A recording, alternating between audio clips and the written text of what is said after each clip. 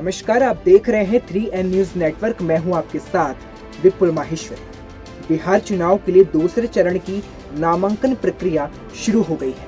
बिहार में राजनीतिक उठापटक के बीच अब दूसरे चरण की नामांकन प्रक्रिया शुरू होने के बाद राजनीतिक दल भी सक्रिय दिखाई दे रहे हैं। हम आपको बताते हैं बिहार के दूसरे चरण में कितनी सीटों पर चुनाव लड़ा जाएगा और दूसरे चरण के लिए कौन सी पार्टी के उम्मीदवार किस पर भारी पड़ते दिखाई देंगे। इस रिपोर्ट में देखिए।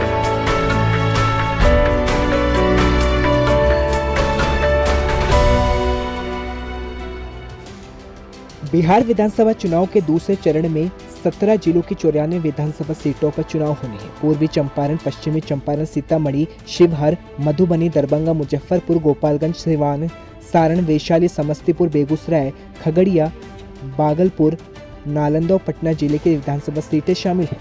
दूसरे चरण में आरजेडी की साख दांव पर लगी है तो नीतीश कुमार के नेतृत्व वाली एनडीए सरकार के 3 मंत्रियों की किस्मत भी फैसला होना है। इस चरण में पटना, मिथिलांचल, कोसी व सारण प्रमंडल की सीटों पर नीतीश कुमार की पार्टी का दबदबा रहा है। पिछले चुनाव में इन्हीं इलाकों में आरजेडी में भी बड़ी पार्टी बनकर उभरी थी, लेकिन बदलते हुए समीकरण के बीच तेजस्वी यादव के कंधों पर आरजेडी के दुर्ग को बचाने की बड़ी चुनौती है। दूसरे चरण की 94 विधानसभा सीटों में एनडीए के पास सबसे ज्यादा सीटें हैं, लेकिन आरजेडी सबसे बड़ी पार्टी है।